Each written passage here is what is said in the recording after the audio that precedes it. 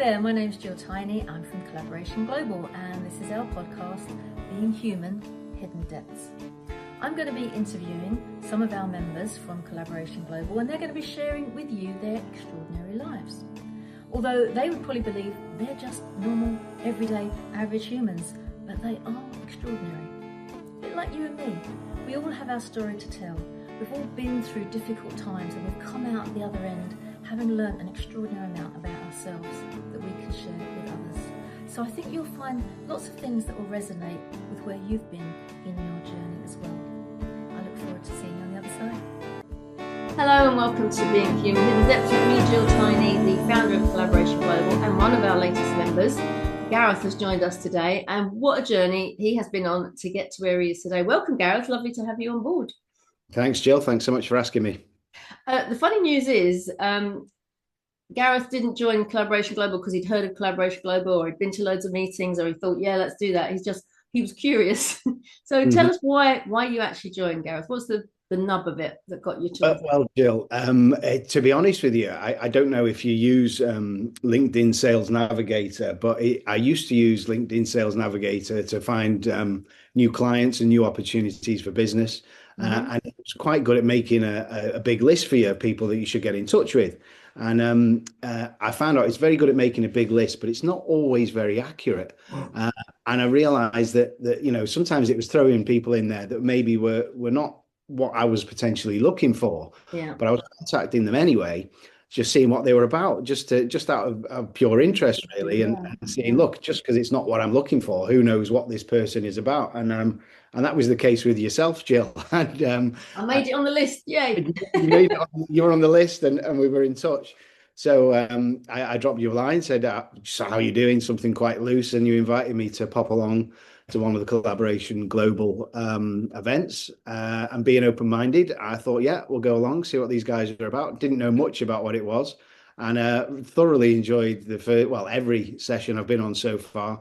Great to be around some like-minded people, and enjoying it so far. Awesome. Thank you. Oh, I love it when it happens by accident. It's not by accident. There's no such thing as coincidence. We believe the universe is putting all the right people in all the right places for us, and we can help them when we go. And what I love about what you're doing is you go, well, they've got the day job, but this is what I'm passionate about. And that's the same for me, because my day job, I'm a business coach. So I help businesses all over the place to be improved. And what's their communication? My niche, if there is a niche, is about helping people with their communication. But I'm passionate about Collaboration Global and the thought that there isn't a problem out there on this planet that can't be solved, that doesn't already have a solution, providing people come together. So let's teach them how to collaborate and watch the magic. And that's what I love, is bringing good people together. And there's a few people actually in our community that have, that's what I do for the day job. Yeah, that brings some money, and that's okay. I like doing it. It's all right. But this is what I want to. And they're launching different things kind of through us, with us. And not that we are a business launching space. It's just we are a space for collaboration. And if that happens, then so be it. So people kind of like to put us in a box and define us. And I'm like, yeah, we did a bit of this and we're a bit of that. And some personal development comes in here and some business development. But the people in the community are what shape it. Yeah. So when you came along and you went, I don't know, I can't, this feels good. And you went with that heart, that gut feeling. I'm like, yeah, he's in the right place. This is cool. So tell me a little bit about Gareth. We can tell, or can we? You've either got a very a Moroccan themed living room, or you're not in the UK. Where are you based at the moment? Well, it's a Moroccan themed living room because I am in Morocco. And actually, when I asked the chap here to help us with the furniture and things like this, a local chap, I said, look, I want it to look a little bit Moroccan, but they can have a tendency of being in your face Moroccan. So we kind of toned it down a little bit as compared to a very traditional Moroccan living room. But thanks for noticing, Jill. Yeah, I live out here half the year. Really fell in love with the place when visiting. I was staying in Andalusia in an apartment over there for a little while, came across on the ferry, and I was just like, wow, this felt like home.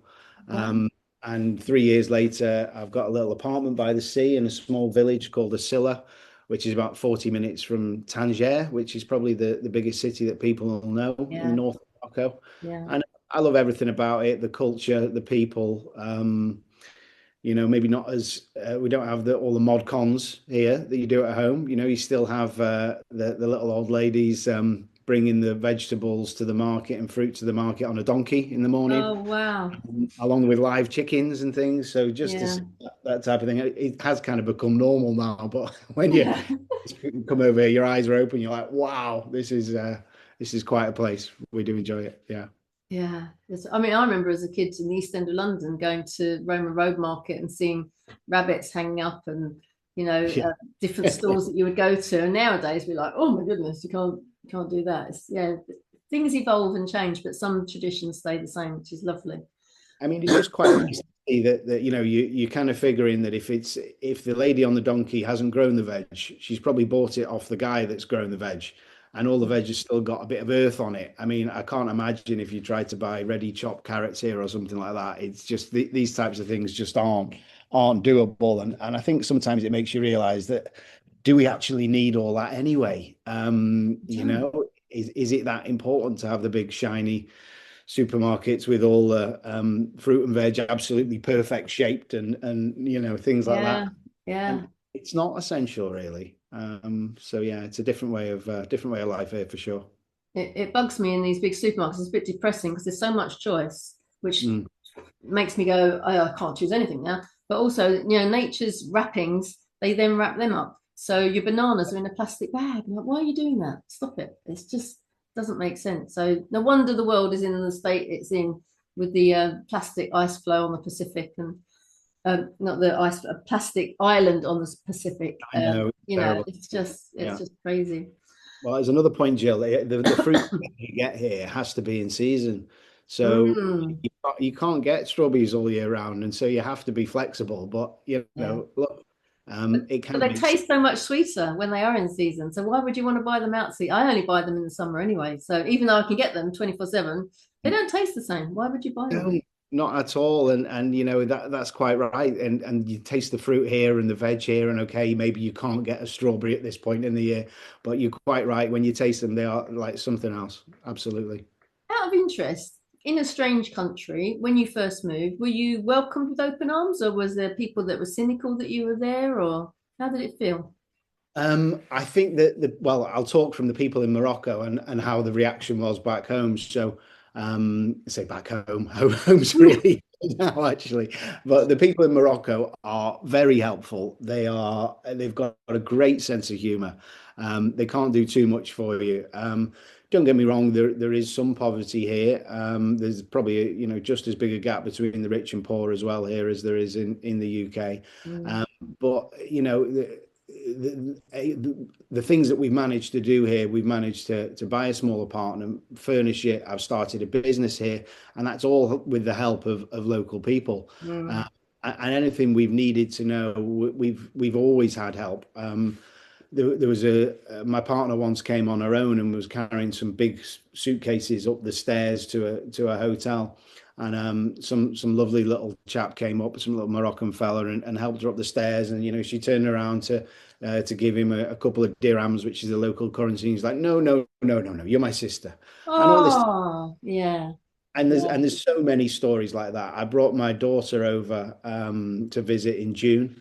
And there's a couple of guys, market traders in the Medina in Tangier, who we know pretty well.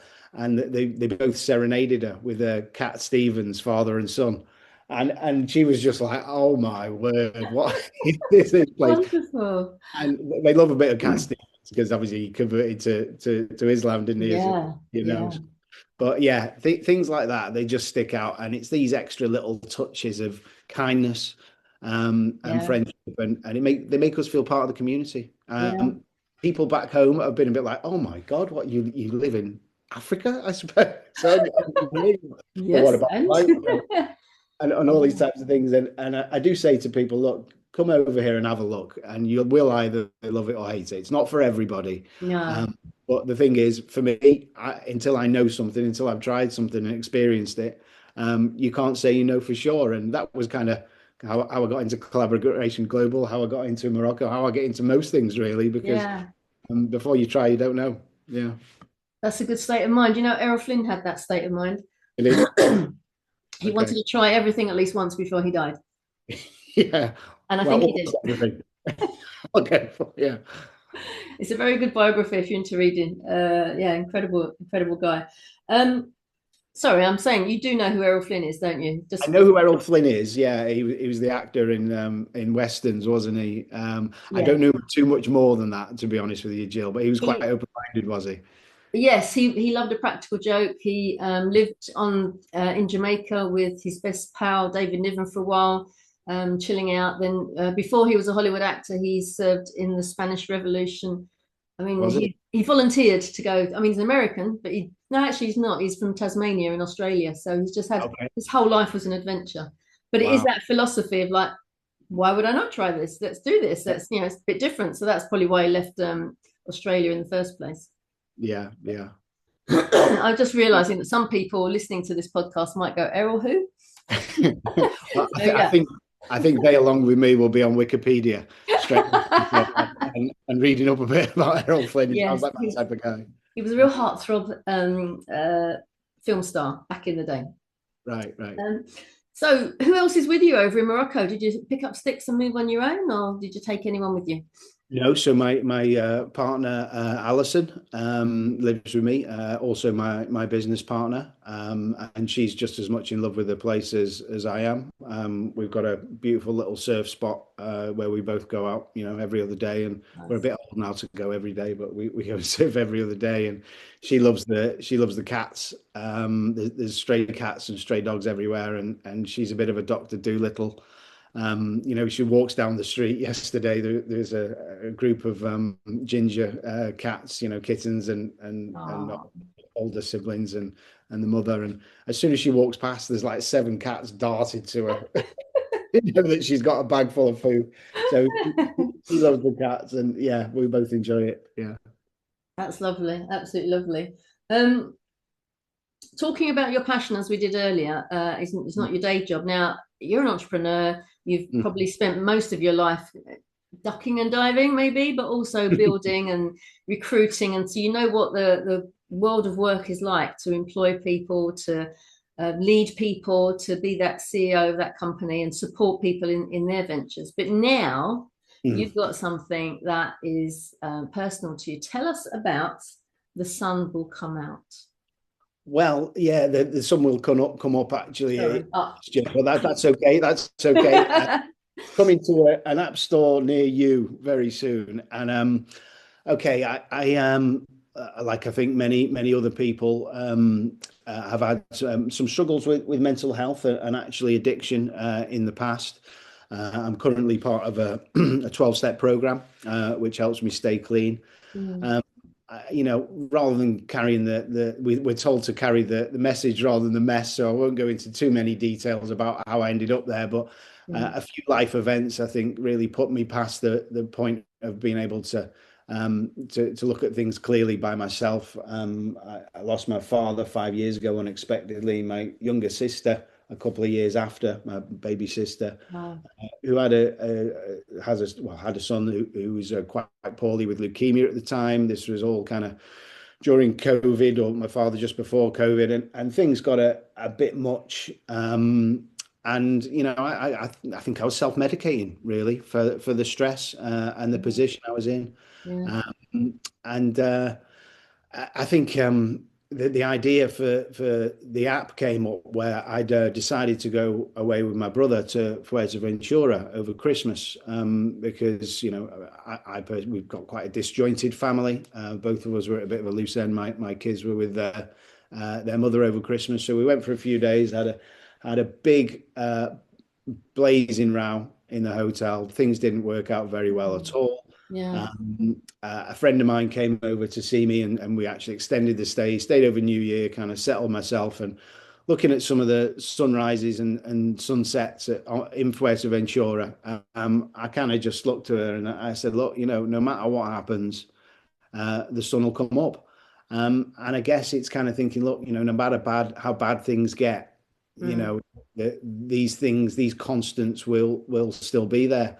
And it gives me a bit of hope. It was giving me a bit of hope each day to kind of think, well, right, tomorrow's a new day. we get to go again, keep it in the day. And after that, I was I went back home I was living in Chester at the time in the Northwest. And I was going out every day and like getting the sunset, getting a picture of the sunset and wow. The sunrise where I could, and going to different vantage points. So I'd go down the river, and then I'd go right to the top of a big hill, and then I'd go out in the countryside, and then have some city shots and all this type of stuff. And I was thinking, this is just making me feel fantastic. I'm just enjoying it. I'm up at a good point in the day. I'm out and about. Sometimes I'd be walking my friend's dog, and she's quite a big Lapper Hound cross with an American Bulldog, and she'd always start off, bounding away from me. And then by the end, I think I walked her so far, bless her, she was absolutely shattered, sleeping for an hour or so. And then I did a bit of research, and for me, it was kind of obvious that sunrises and sunsets help improve moods. And I think there's maybe some people that, depending on where they live, maybe they don't get to see them as often. I'm quite lucky. I live by the coast, both in North Wales when I'm back in the UK and here in Morocco. And so I get a lovely sunset. You don't really get a sunset and a sunrise often at the coast. The geography and latitude, whatever. Compass directions, etc. But I thought, well, wouldn't this be nice if, you could share these types of memories with people? And I thought, well, look, how am I going to do this? And I thought, well, I could ask for contributions, people that, I've got sunrise, sunset photos, and maybe make it into a calendar and sell a calendar. And I think NFTs were popular at the time. Is it non-fungible tokens? And I was thinking, right, well, I could put these things in a calendar and then auction the calendars off, have a limited edition, limited 100, 200 editions, and then, give the money to some kind of mental health charity. And so that was an idea for a while. And I thought, well, hold on a minute. I started thinking, I'm a problem solver, really, Jill. I think you mentioned earlier, we're a problem solver. We can all be problem solvers. And hey, if we work together, it'd be a lot easier to solve a lot of problems. Exactly. And with my work, that's what I've always done. I guess I'll flip back for a minute to how I got into sort of business finance and litigation finance. I was 27 years old, waiting tables in restaurants, having the time of my life. But by this point, I'd had 2 kids very young. Whoa. And it was kind of like, look, this is great for now, but I'm kind of not even scraping by. Split with my partner at the time, and just didn't have enough money to live. Ended up being homeless, living in Brighton. Didn't realize I was homeless because I was working 2 jobs. So I was like, hold on, I'm not homeless. I just haven't got the money for a deposit on a flat. But I was homeless, really. When you sleep outside on the beach or whatever else, you're kind of homeless. Yeah. The day came that I realized I was homeless when someone threw some money on top of my sleeping bag. I was like, oh, right. Okay. Yeah. Oh, wow. So I went into sales, got a couple of sales jobs, thinking, well, at least this might be a track to somewhere else. I got into business finance eventually through a very talented recruitment consultant. I don't know how he got me a job selling leasing business finance, but he did.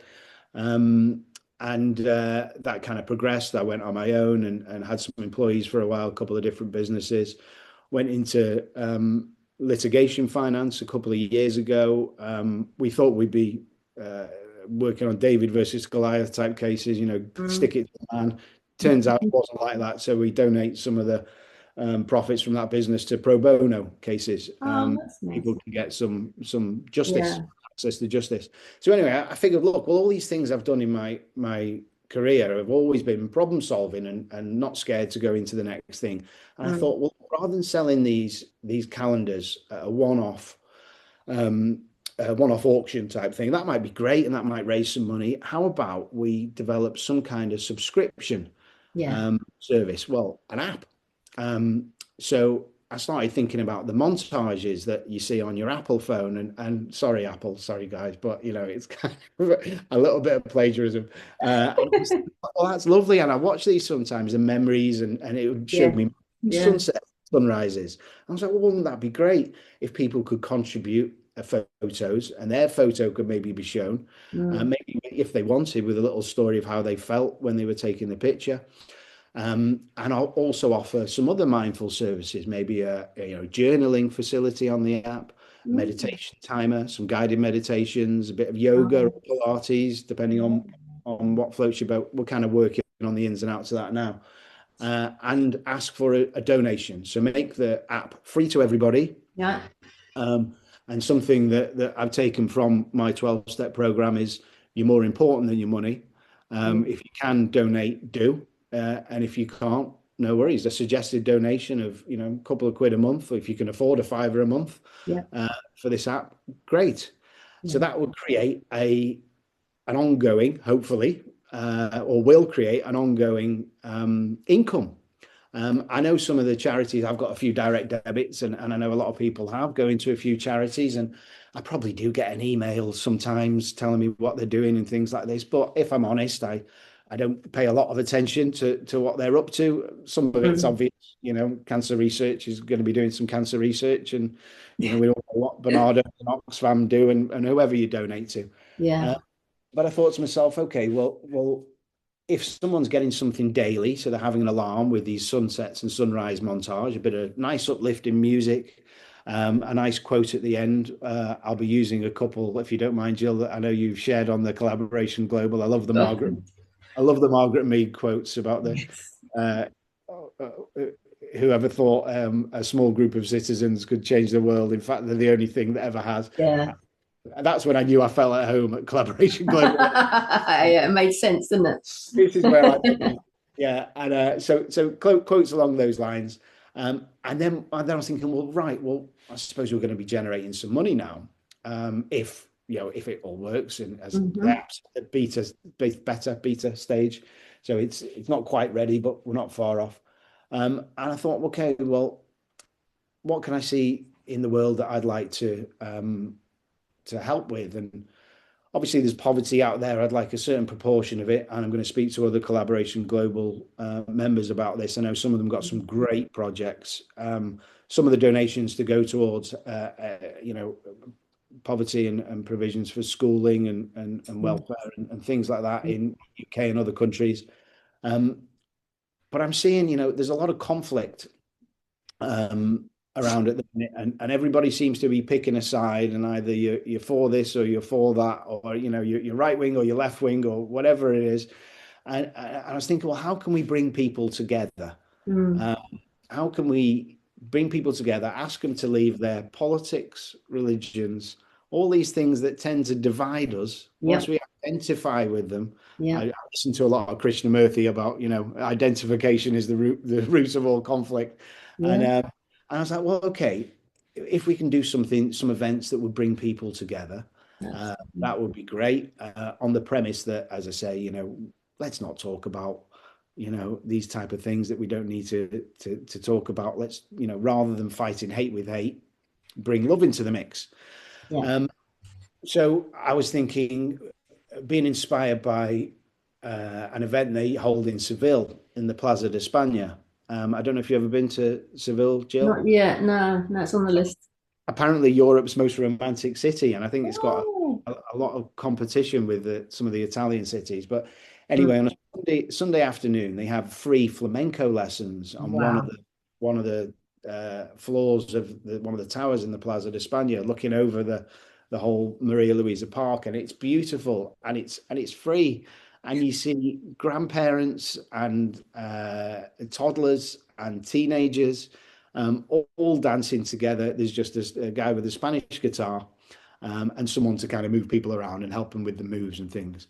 And I was like, well, okay, maybe we could do something similar in the UK. Park Run have runs in the park. So I was inspired, again, forgive my plagiarism, none of this is reinventing the wheel, but thinking of a way to bring people together. And I was like, well, Parkrun have kind of done that. Maybe we could have dance in the park. So we're hoping to start with, and we've already got the dance teachers ready to go in a few cities across the UK. Have dance lessons, more like, I wouldn't say lessons as such, just a dance experience in the park. And I also attend an art room online on Zoom, where there's about 20 people a week turn up to a very, very relaxed art room with an art therapist. He's not therapizing us, however, but he's an art therapist, very good at what he does. He's the creativity. So those two events we're going to lead with. Yeah. When hopefully, make sure you subscribe if you're listening to this. Hopefully, if you subscribe, we can put on these types of events and more going forward to kind of bring people together in the UK and combat a bit of loneliness as well, and maybe get people off social media, you know. So that's the idea, Jill. Sorry to no, you have pulled a thread, my friend. You have pulled a thread, because it goes back to the arts and culture are what feeds our soul, which helps us to stay away from mental ill health. So you've already suggested the exercise kind of thing. You've already suggested the dance. Imagine if people came together voluntarily through choirs. That's always a great way to lift people's spirits. All of these things, and it all starts from that sunrise, and the sun will come up. And that reminds me of the Sandy Toksvig podcast that she had. It was literally just through lockdown, and her phrase at the end was, "This too shall pass." Yes. And it just had this feeling of being everyone together in a room, and she'd talk about a book. She said, "I'm in my library at the moment," and you can hear her taking the book off the shelf. And she says, "And I found this amazing woman, and she's done this, and she said that," and she just tells you the story. And then she'll tell you a little bit about her life. And then she goes, "So wherever you are, I hope you're dealing with the lockdown okay. And just remember, this too shall pass." Oh, and lovely. it's knowing that you've got an app. So if imagine if every charity had access to this app to give to people that they know, whether it be they've got cancer or they're homeless or whatever the charity might be, for these people that need more than we can give them. There's so many people that always constantly need more. If they could be given an app, as you say, it's free. And then as they get better or they feel well, they can start contributing. And if that contribution then goes directly to that charity, they've got an incentive to give something beautiful to the people that are suffering. And it's this, what goes around comes around, doesn't it? And that they can get more out of it as well, if they know that it came from cancer research. So I'm going to, that was amazing. That helped me out of a down time. I absolutely love that. I wouldn't be without my sunrise in the morning, even if I can't see it because I'm in a tower block. I'm on the wrong side of the tower block and I can't see it come up. Then I've got it there. I'm going to give 50p. I'm going to give £1 to that charity that gave me that app. It's those little things that you can just, so many different things that can be done as a result of you choosing to look at the sun and go, tomorrow is another day. Yeah. And this too shall pass. Yeah, 100%. It's exactly the same concept, really, isn't it? You know, we can think sometimes these feelings will last forever. There's no way out, and there always is. There always is. And you know, bringing people together as well, I think is very important. And you know, like you're saying, the reason that we don't just want to be doing the dance type things to start with and have an art room as well is so you've got a bit of a mix for people. So some people, bless them, you know, and maybe they can't get out, maybe they aren't well, but if we can have a mix of activities where people are getting some connection. You know, I go on I actually go every Thursday to the art group I go on, and sometimes you're just sitting in silence with other people while drawing, but you're with somebody. And I know it's over a screen, maybe, you know, it's not quite the same. Maybe we'll do in-person ones at some point, but it's just the opportunity to get that connection, that human connection. And look, I'm not completely anti-social media. I think it's got its place. I'm not on any of it. You're not talking from experience here. I'm not talking, but I think it has got its place. You know, I think, you know, there are times that, you know, I went to go and see a friend who struggles with his mental health, and he said to me, "Gareth, I've just sat here and I've watched the same news report on different social media channels, 10 different things of the same report." And I'm like, well, is that what we're doing nowadays? Now, don't get me wrong, I think some of us need a broader opinion on certain matters, but you know, I'm hoping to, you know, hopefully bring back a bit of human interaction. And in fact, when I was talking to a chap called Glenn, who was a marketing guy, and he was helping me put together a tech spec, which apparently is what you do before you build the app. and kind of have an outline of how it should all work. And he was really trying to push me down the route, saying, look, we could build an online social community with this type of stuff. And I was like, but Glenn, that's not what I want to do. I was like, that's out there already. And if you do want to connect, maybe outside of the app, so to speak, then that's great. But do we need another social media platform? I think we've got a lot of them. Yeah. And this is the problem, isn't it? Because the people feel they're connecting on their social media and they're staying at home. And I think having that ability to go out, and again, the sun will come up, is going to inspire them to go out, you know, whether it's sunset or a sunrise, to actually see for themselves and maybe take photos, and they can contribute. You know, they can do something that's going to be connected to other people. But I think moving people away from aloneness is okay, but being lonely is not okay. And when you're lonely and all you're doing is scrolling and seeing other people's lives, your life just goes down and down. So it's having that ability to connect. So not only is it hope and reflection and consideration by watching what's on the app, but also there are opportunities for you to go, oh, I think I'd like to do that run, or I'd like to do that dancing, or I'd like to do something else that is accessible to them, that appeals to them, that they don't have to go with anybody else, because everybody else goes on their own. So you just show up.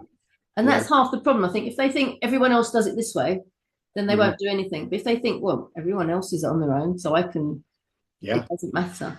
It's hard to push yourself out of your house. When you haven't for a little while. Day one is not difficult at all. Day two is not difficult. But if you've been at home alone, like it was lockdown, and you couldn't do anything and you couldn't go out, 5 days at home on your own, to get outside the house and talk to another human being, it becomes harder and harder and harder the longer it goes on. And if we're not communicating, if we are not hugging each other, if we are not helping each other, that's when your mental health is going to go down. Because you feel like you're not contributing to society. You are not adding value. You are not being seen. You are not being valued yourself as a person. And all of these things have this impact ongoing, bit by bit by bit. And then what will people do? They'll turn to something to feed the hole that's in them where something's missing. They don't know what's missing. And they think, I'll have a little a gin and tonic, or I'll you know, whatever the addiction might be. I'll have some sugar or coffee or anything else that it could, any of the millions of things that are out there that we can get addicted to.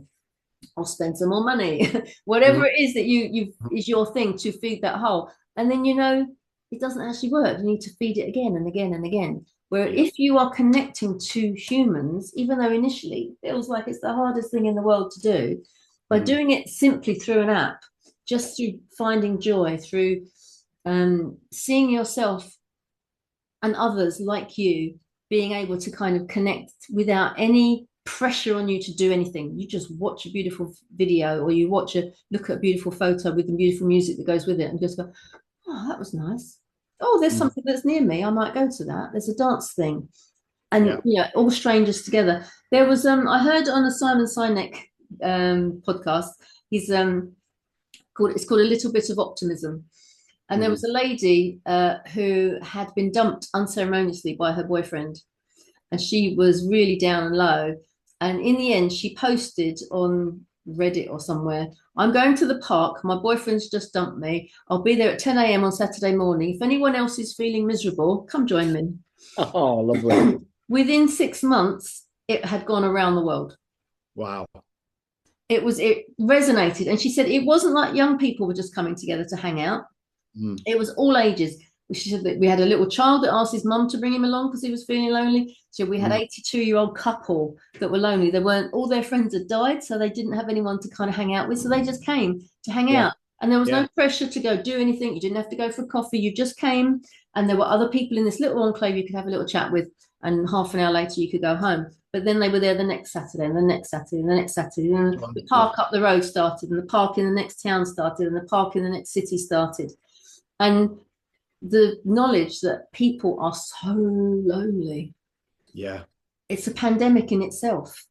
And it is spreading, and we need little ways to get into connecting with humans again. Because if you haven't had a hug for a year, your physical as well as your mental health is definitely suffering. I totally agree, Joe. I totally agree. And one of the features on the app we're going to have is a challenge of the week. So, you know, on your weekly montage on a Sunday, so you wake up to your alarm and you get to see your lovely sunrises and sunsets and music. And the challenge of the week would be things like go out and see at least one sunrise and one sunset this week. Do something you've never done. Do something kind for somebody else, and don't let anybody else know about it. Yeah. So some little things like that. So weekly it can just be, and people can choose to get engaged with that or not, or you know, do something that scares you. That's not dangerous, but do something. Yeah, emotionally scares, not physically. Yes, exactly. Yeah. But sometimes, you know, life starts at the end of your comfort zone, doesn't it? And if there's some encouragement, and you know, we're uploading some of the videos of people at these dance events or whatever else, or some of the artwork that people have done in the art group. I just I really hope, like you say, bringing people together. It's that's going to be the goal. I think the nice thing about it is it's not just an app that you are the passive observer of. There's an opportunity to get involved, and you know, even if it goes out, like you say, that's your challenge this week. Go out and take a photo of a sunrise or a sunset. Even if it's a bit naff, and then send it to us, and then they can go, oh, there's my picture, look, oh, it's mine. Yeah. So they're building it, they're creating it as well. So it means that they are seen, they are valued, they are what's the word,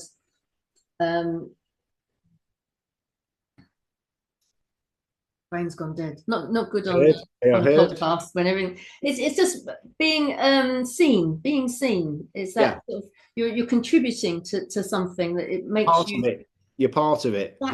Exactly. And I'm just thinking through my phone at the moment, and the sort of apps that are there, they're pretty passive. You know, even if you want to do a bit of yoga and you're just copying what they're doing, I can't interact with them. I can't say, apart from rate this, is it a 5-star or is it for Trustpilot? There's no interaction between, I really love the thing that you just did, or, oh, did you spot there was a cat in the background? Or nothing. You can't interact. So being able to contribute something, I think, is real. It's being seen for everyone, so they can be seen as well. So if they're home alone and they're feeling lonely and or at their lowest ever, by connecting people, that I think that's going to, you know, you don't have to talk to anybody, but you can contribute. You can be part of something. And it's I recently, a couple of weeks ago, there was the World Mental Health Forum Summit. And one of our members is the founder of the World Mental Health Forum, Harold Adman. And the conversations that we were part of, and the way that people deal with pain, with awful things that happen in their life, with the anguish, with the mental health problems that, you know, the panic attacks, that all the other things that go around. It was amazing to understand it was a tiny little thing that got them back on the road, back on the road to feeling better.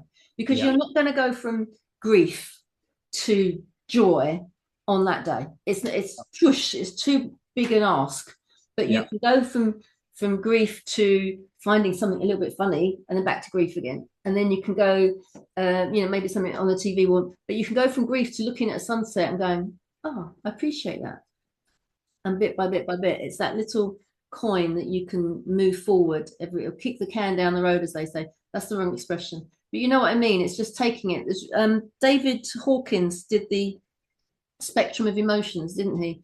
And he says, whilst you can jump some, you get to a point where you're unconsciously feeling better rather than consciously. And in the beginning, you have to consciously move yourself forward through all the stages, from grief to transformation, to incandescence, to, you know, the absolute embodiment of being part of the universe.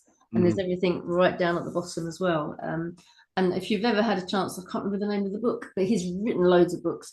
But it illustrates exactly what you are doing from your own genius. You're going, this is what I needed. This is what I found useful. This is what I think other people will like. And as your brain is going, and there's this, and there's this, and there's this, you're pulling at the thread all the time of those people that are just exhausted and have nothing to give, but they can look at an ad. Yeah, that's what we're hoping. And you know, like you're saying, Jill, you know, I think those emotions are too far away sometimes, but they're not impossible to get to. One thing that's helped me, and we're going to include on the app as well, is a gratitude list. Oh, I If love you that. if you can just write down 5 things today, that you're grateful for. Well, look, I woke up today. I woke up today, and some people don't. You know, Exactly. Yeah, lots of people don't. Yeah. I have clothes to wear. I have food to eat. I do have these things, and if you can, gosh, there's some people not fortunate enough to say that. And Yeah.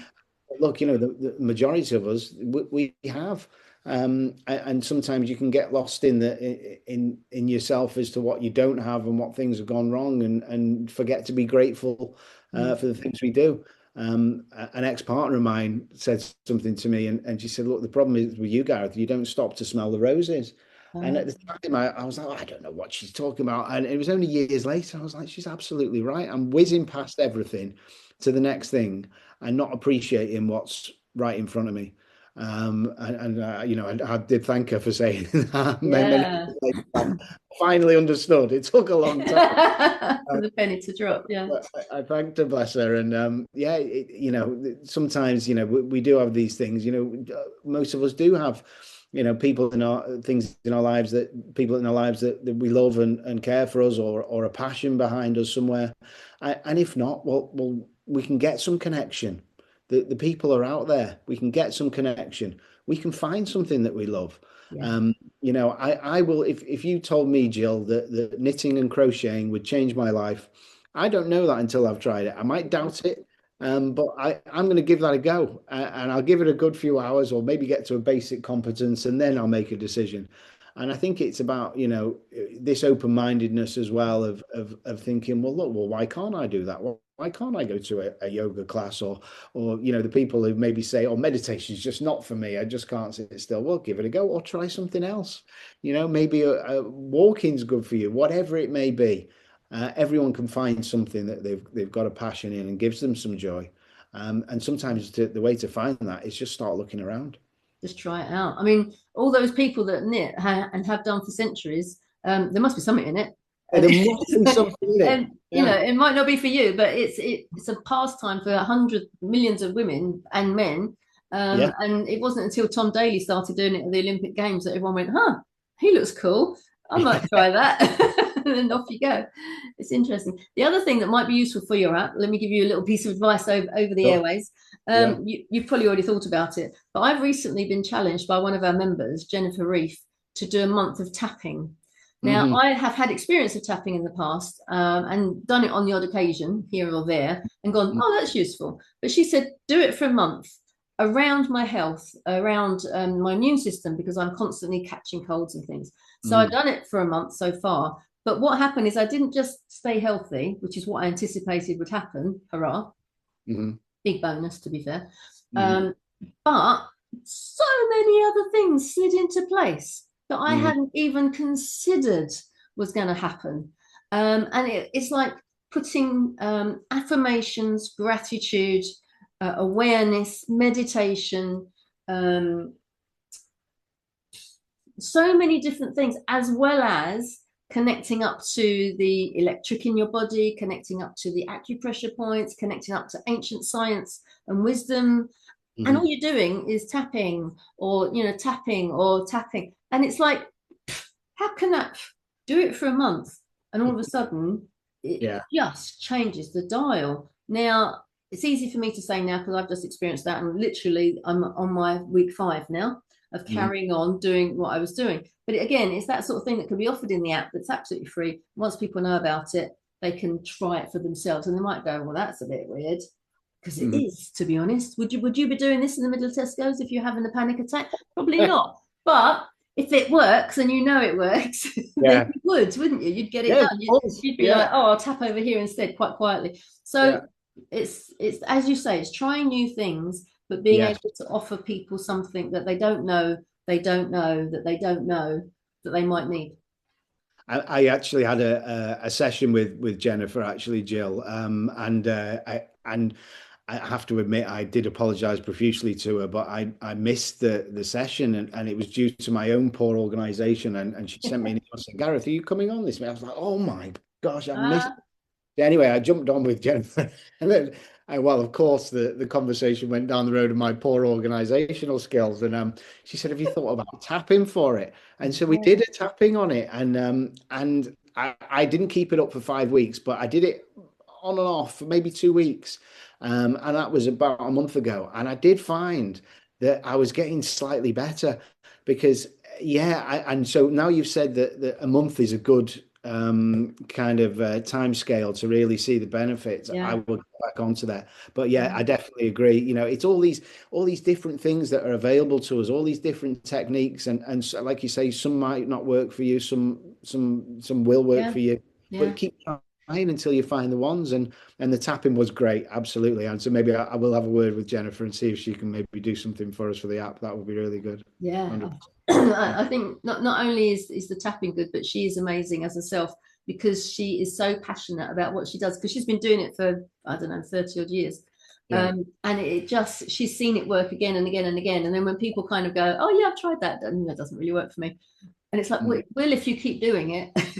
So there's no two ways about it. So I'm a convert. I'm like an ex-smoker now. I'm telling everybody about it. Yeah. Okay. Consistency is key then, Jill, is it? Consistency. What I like is it only takes 5 minutes. Yes. Because even if it gets to like 9 o'clock at night and you think, oh, I just got an alarm on my phone, 8:30 every night, do your tapping. I'm like, I've already done it, because I'm into it now. I love it and I want to do it. So I'm like, I've got this big meeting going on. I've got this to do. I've got that to do. I want to stay calm because I think I might miss my train. Whatever it is, I can just do it. And building into the health thing as well, it has been amazing. And I know if and when I do get ill, I'll be able to tap through the symptoms as well.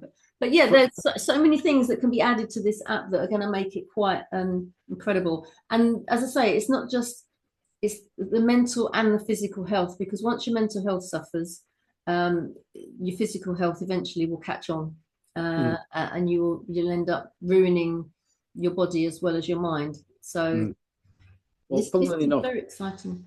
Funnily enough, the way you're saying that, it brings to mind a conversation I had with someone the other day about a very popular book that was like a bestseller in all the bookstores, and it was delivering a message that I've heard the message. I won't mention who it is, the book, because I didn't particularly like the book.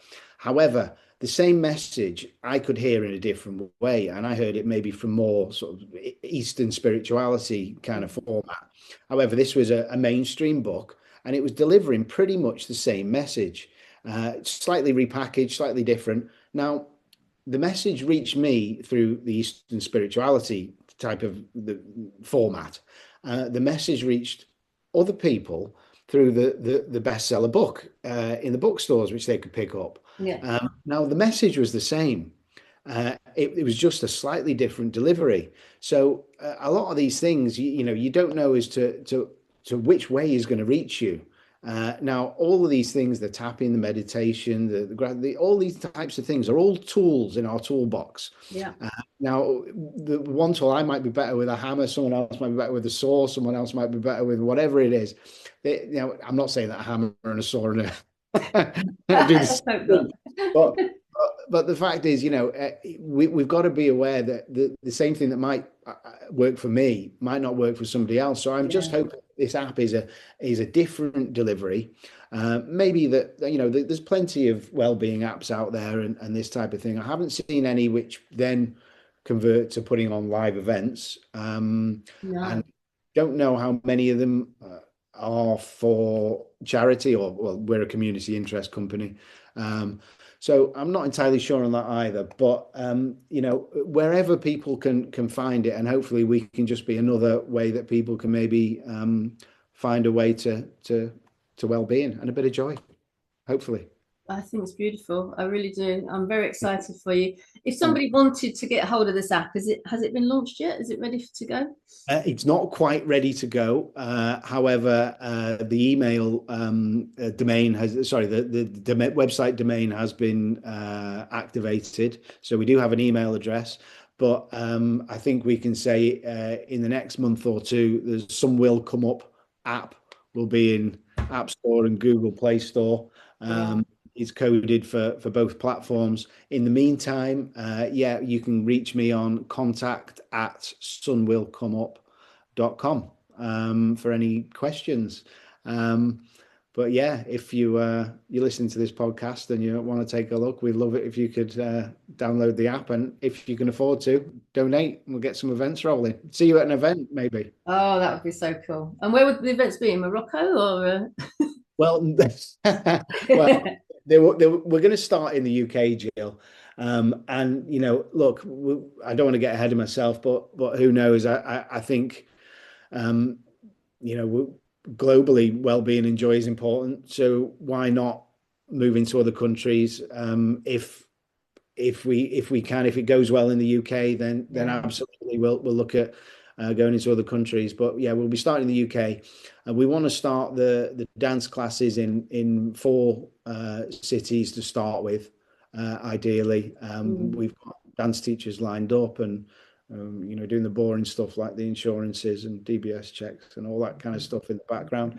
But 4 cities in the UK, and hopefully that will grow out. Again, I think parkrun started in one parkrun in one town. So I don't know where it was, but those guys 20 odd years later, they're everywhere. They're all across the world. So who knows? Take some inspiration from those guys.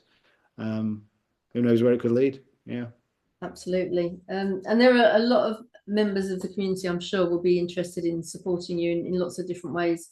I mean, there's one guy, I've always got this sticker on my thing. If you can see that, there we go. Oh yes, yeah, I know the chap. Yeah. Okay, so it's getting connected to people that do amazing things around the world, and he's already had his mission go viral. So it's just finding that little thing that excites people and gets into their minds, and I think this will do it. The pink socks, isn't it? Yeah, I do. So I would urge anyone listening to this, put the date in your diary for 2 months' time. Get an alarm to go off that says download. Some will come up, and it should be available, and we'll start the ball rolling. And what I love about it is that people can contribute as well. They can share with you their beautiful images or videos, and that in itself is going to be delightful. Just to have an app where you can just take 2 minutes out looking at that beautiful image with some beautiful music over it, and then all the other stuff that will come out as a result. I wish you every success, and I wish, hopefully, that Collaboration Global will be part of that success, and we can share it and spread it and get everybody to download that fabulous app. Looking forward to it. I'm sure we can do it together, Jill. Yes, absolutely, absolutely. So you had the email address, everybody. contact@sunwillcomeup. Yeah. Is there a .net or something? Sorry.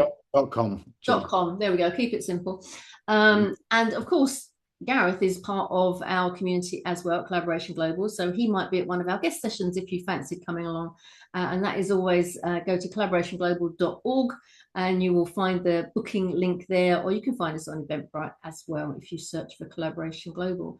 Gareth, it's been a joy. I'm so excited for what's going to happen for you and this app going forward, especially as the journey that you've had in order to get here.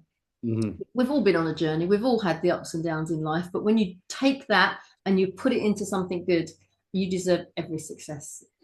I wish you good luck. Okay, thanks for being here. Jill. Thanks so much. See you soon. Thanks, Jill. Take care. See you soon.